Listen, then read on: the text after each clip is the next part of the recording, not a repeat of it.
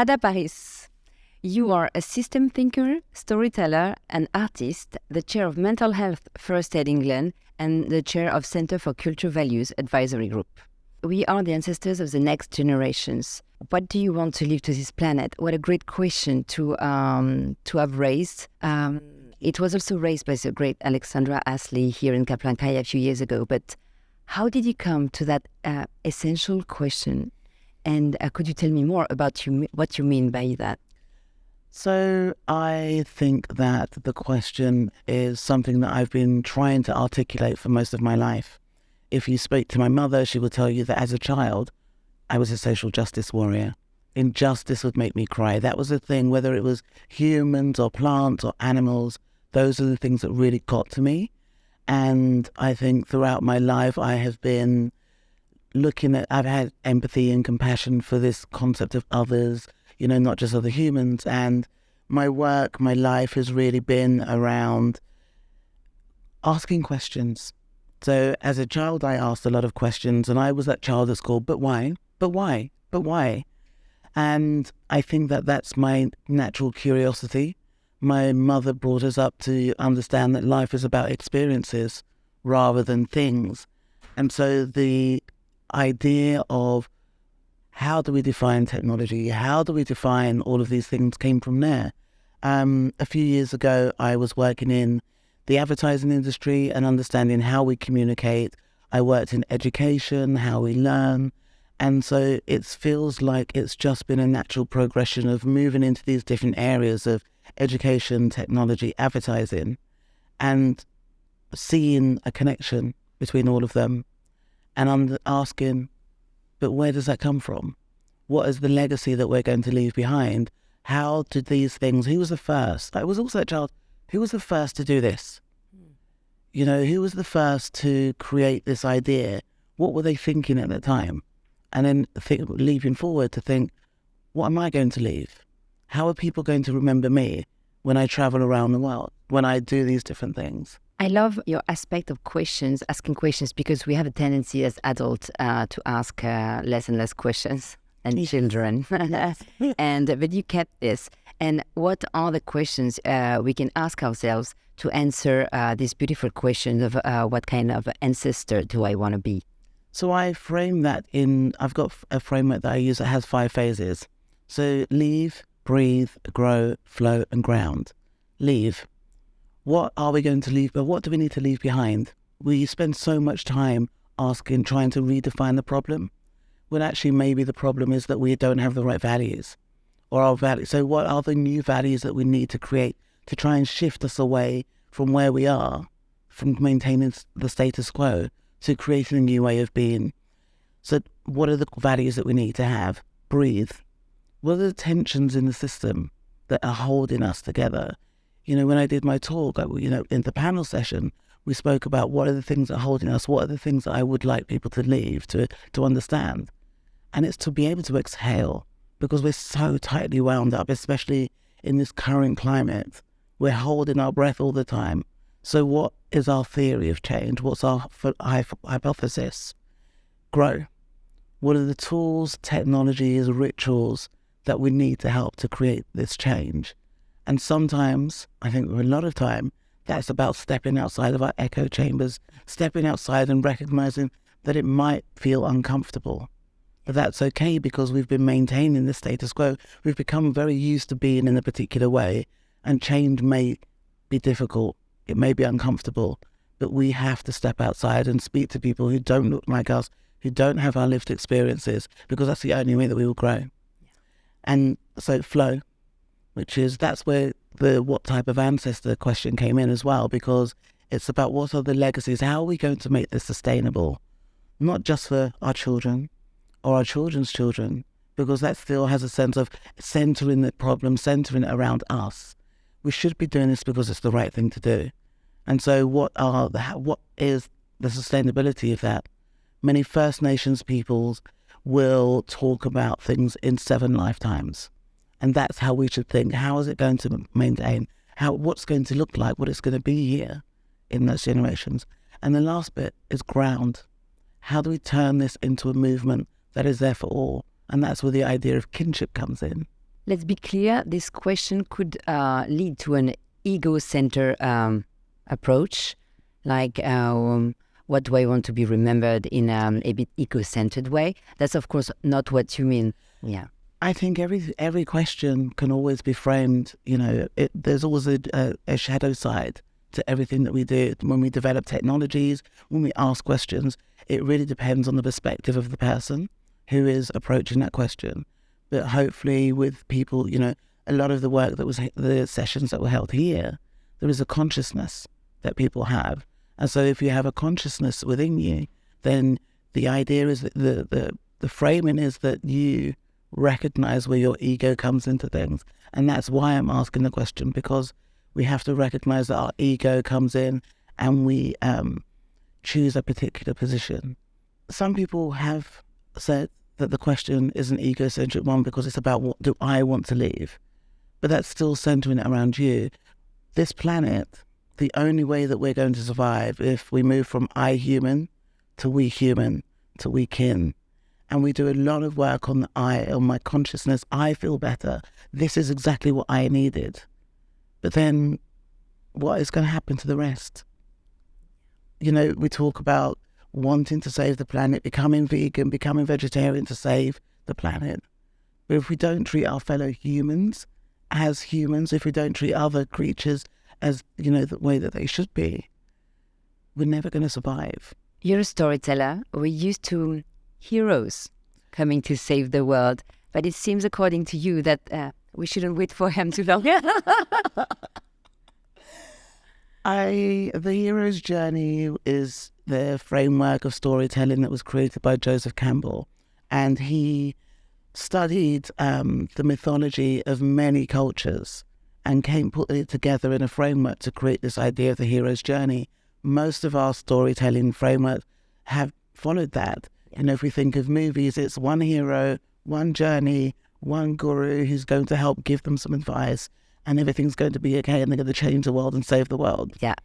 Think Luke Skywalker, But if we just stop for a moment and think about this pandemic, there was no one hero. We all had to play a role. We would not have survived if it wasn't for the people, the nameless people. And they are part of the story.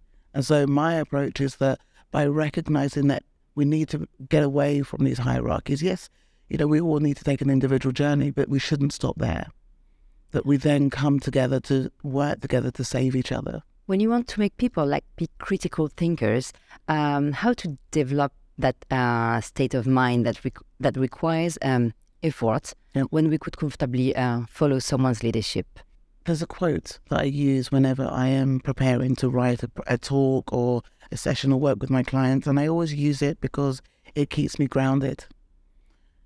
It's a quote by a guy called Brandon Sanderson, and it says, "The purpose of a storyteller is not to tell you how to think, but to give you questions to think upon." And that's exactly what I try to do, get people to ask themselves more questions. A great result for me from any talk that I do is that people leave with more questions, because then they have to go and explore, and they can't unthink that. It sticks with them. What should you do with your questions when you have a brilliant question, not to forget about it? I'm very good at throwing myself down a rabbit hole. But just ask people who don't look like you, whose lived experience is different, to try and get a different perspective. When I came up with some of my questions, I went and spoke to religious leaders, I spoke to quantum physicists, I spoke to technologists, I spoke to people in really different worlds that are more versed in those worlds than I am, and said, look, I'm seeing this pattern. Is this something that you see in your world? And having those conversations from a very open perspective, it can either help solidify my idea or it can help change my perspective. And either way, it's a great thing. It's a good thing, yeah. Yeah, exactly. Making the invisible visible, that's your job description. Yes, that's my life description. That's your life description. That's amazing. What are the trends you're trying to make visible, the few trends you're trying to make visible right now? That I believe that our perception of technology is reductionist. Most people think technology is just a digital thing. But really, when we start to look at how we use these things, technology to me does three things. Help us understand and navigate our relationship with ourselves, help us understand and navigate our relationship with other and with our environment. And so if we look at it from that perspective, artificial intelligence can be technology. I was brought up Catholic, and I was taught to believe in the God that I cannot see. But the God that I cannot see that I was worshipping helped me understand my relationship with myself, with others, and with my environment. In shamanism, whether it's plant medicine or sound meditation or any of those things, same thing. Help you understand your relationship with self, other, and environment. And so for me, technology are these things. And if I help people to change their perspective and recognize that we shouldn't necessarily always take a linear approach to looking at things, but a holistic, multidimensional approach, it gives us a different way of starting to ask more questions, to try and look at how we can solve problems and who we can bring to the table. What's the human aspect in technology for you? There's many facets of that. So I think that when we are designing technologies, we need to keep the human in there, because we need to remember that technology is about creating relationships. I tend to refer to it as it's an ecology. It's about creating a relational ecology. It's about how, for humans, we're always looking for connection. We want to belong. We want to understand how we can be in touch with the other, whether that's physical or virtual. And I think that technology has the potential to do that. The technology itself is not bad. It's the hands in which it's used, the people who design it, the intention with which it's put out into the world. So on one hand, we can say that social media is bad. Yeah. Because there are levels of addiction, that, there are levels of we question the depth of the interaction. However, it's how I keep in touch with my cousins who live abroad. There are benefits. I think, as I said, there is always a shadow side to everything that we do. But I think that in terms of human interaction, it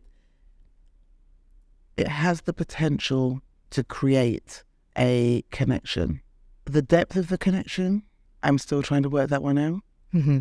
Because I feel that my deepest connections are formed in person.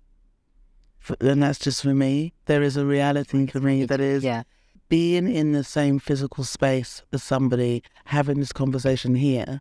I can look into your eyes, we can have this interaction, we can have the gesticulations, the mannerisms, which I don't know if that essence of being really comes across through technology. Yeah. And we're capturing like sensory, like as you said, we're capturing sense. We have sensory receptors like from each other. I mean, because communication, the way that we communicate is not just linear. It's not just through a device. There are the nuances of the sights in the room, the smells, the atmosphere, the environment that comes into that. I know that people try to recreate that through experiences like virtual reality. And it has its benefits, but I worry about an over-reliance on those forms of technology to try and create human interaction. Why is diversity and inclusion a critical factor in the world as we know it? We as humans, our physical bodies would not exist without diversity. On a molecular structure level, we would not exist. Our cells, the air, everything, even the things that we don't see, help to make us who we are. And we know that and we understand that. And yet we then have a problem with many of the places in the world have a problem with diversity and inclusion. Because I feel that what happens is the ego comes in, that I am better than, is the perception of value and the perception of impact, the perception of I am better than you because of this characteristic of my identity, because I have more money, because I've been better educated than you.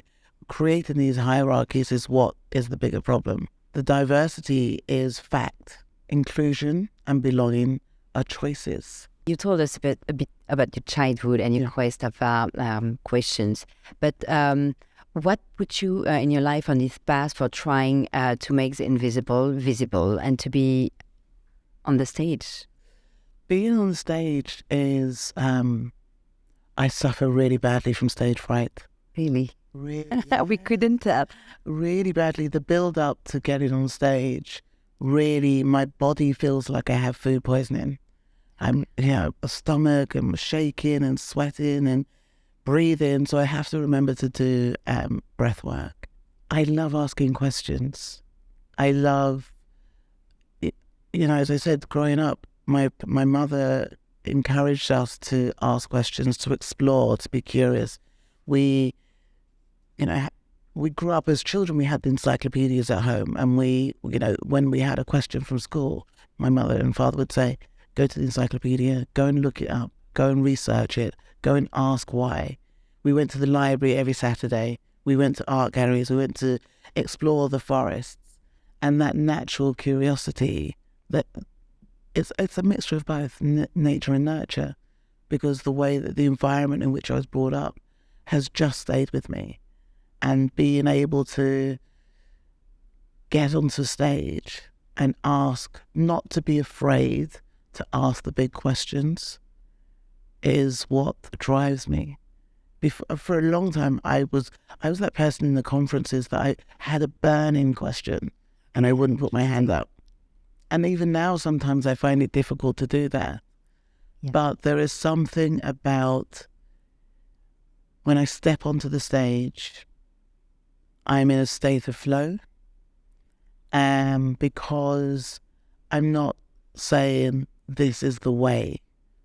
I'm asking you to be curious about why you believe what you believe and where that comes from and what are the biases and the perceptions, how have they shaped who you are and the way that you show up in the world and the way that you create and the way that you design, because it goes back to being that social justice child. I desire a world that is inclusive and that there is equity, but also autonomy and sovereignty. I was amazed by the way you showed your vulnerabilities yesterday. You were barefoot on stage and saying everything that matters to you and what you're going through. Is it a way to connect with people or to ask them to admit their own vulnerabilities too? It's a bit of both. So the previous speaker, Ari, was talking about, neuroscience, and there were a couple of speakers who spoke about the mental health piece, that we stigmatize and we don't talk about the fact that everyone experiences a fluctuation in their mental health at various times, whether that's anxiety or imposter syndrome or all of those things. And when I arrived here at Harvest, I was surprised and pleased to realize that the way that people connect, the initial connection was through vulnerability. My first conversations with people were people stepping straight into their vulnerability, which removed that external layer of bravado of this is my job title, this is who I am, that external perception. You get beneath the surface and I believe that it forms deeper connections. And I think because there had been conversations about being a woman and mental health and well-being and all of those things, I just decided to step into it. I didn't know that's what I was going to do. Oh, you improvised. Okay. I didn't know. But in that moment, I just felt that was the thing to say. And I think it was a good thing to say because everybody listened to you and connected a lot with you. So it was a great way to emphasize your message, about the ancestors. Let's stroke, everybody. Thank you. What kind of story would you tell to a racist person? At the moment, I am working on a new sound project. And the question that I'm asking is, what does racism sound like without words? And I've been asking a few people of the global majority from various backgrounds, and one of the common threads is that it sounds like a uncomfortable silence, or tinnitus, just that constant ringing that you are aware of, that is always there, that may not be present for everybody else. But I also recognize that, as a Black woman, the first time that I was made aware that I was Black, because as children you just are. Yeah, of course. Yes. You don't know that you are a different color, a different identity, until somebody else makes you aware of that. And as a Black woman, as a Black child, it was traumatic. It's all those things are always, and that sticks with you. And so you then walk through life, navigating life in a way that you are hyper aware that you're different. And you step into certain spaces and you're very aware that you're different. And you have that childhood trauma that comes with you. And you try not to judge everybody in the same way. But microaggressions and micro-invalidations and the nuances of racism is not always that somebody comes out and is so overt about their racism, but it may be a look or a way that they treat you, or they negate the fact that you could have a degree in maths. Yeah. That's the heartbreak that is there, that you constantly have to have on your shoulders when you step into a space, especially if you are in a minority. Yeah. But I also recognize that racism is a construct as well, and that people have been socialized to believe in superiority over other. And so as much as it hurts me, I also recognize that that's a fellow human, and I have compassion as much as it hurts. And I think that's why I ask the questions that I do, because that racism can also have been something that has been instilled in somebody that they have grown with. Conditioned, yeah. And if we don't talk about these things in a very open and raw way, nothing's going to change. And so it's to try, it's a difficult one, because I try not to, I've spent a lifetime of having conversations about diversity and racism. And so I try not to get into being on the stage talking about it anymore, because it just means I'm recreating my own trauma. Yeah. But something's got to give. Something's got to change, because these social constructs of race, are what creates wars. Race, religion, gender issues, these big divides that are really social constructs is what create wars. Beautiful, Adah. Yeah. What's your own routine to be happy and self-aware in the morning? So I wake up, I don't need a lot of sleep. Oh, okay. So I wake up really early, and a practice that I try to do every day is, as soon as I wake up, I listen to my soundscape, and I listen to what's the nearest sound that I hear. It's usually my stomach rumbling. And then what's the next sound? So whilst here, the air conditioning, and then what's the next sound and the next. So I broaden my awareness of my environment by listening to the sounds and trying to just identify what they are, and be, okay, so that's a person walking on the corridor outside, and that is the clinking of plates, and that's the neighbour waking up, and that's a boat, that's whatever. But it helps to ground me. It helps to make me grateful for the fact that I can hear, and that I am alive and present in the world. It's interesting, sometimes I wake up with ideas. I can think myself awake. Okay, so you're a morning person. Okay. Definitely. Yeah. Definitely. I'm sleeping, and I must be dreaming, kind of semi-dreaming an idea or a thought. I've written talks like that. And I wake myself up and I need to write this down before I forget. Yeah, wow. Okay, powerful. We're going to end with a question I'm asking to all the guests for the Harvest podcast. If something easy or simple could be done and would make the world a better place, what would it be for you, Adah? I'm stuck on the easy or simple bit. I don't know if we ever really value things that are really easy. Interesting. I think that, do people really value free? You know, if something's free, you know, we'll take it and we'll use it and what have you. And then people, you notice that people discard things really quickly if they're free. And I'm not saying that it has to be a struggle, but we have to put some effort in to what it is to make the change. We have to recognize that we may need to give something up that we're used to make a change. Yeah, need to give something up. To make a difference, yeah, I think that we have to give something up. We are all many of us are privileged in various ways. And so for the bigger societal things to change, we are going to have to give something up. And we are going to have to address that. We may feel, but I really need that. Do we? Yeah. What was life like before we had that thing? Before we had mobile phones? Before we had digital technology in the way that we use it now?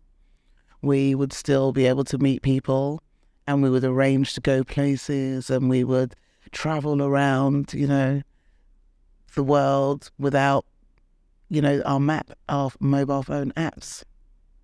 So it is possible. It's just that we've become, in some places we've become complacent, we've become lazy, and we think that it makes us more productive. But what do we do with that extra time? Spend it on more apps, right? So it's not going to be easy for Adah. Thank you so much for being with us. Thank you. Early in the morning. Thank you. Bye, Adah. Bye.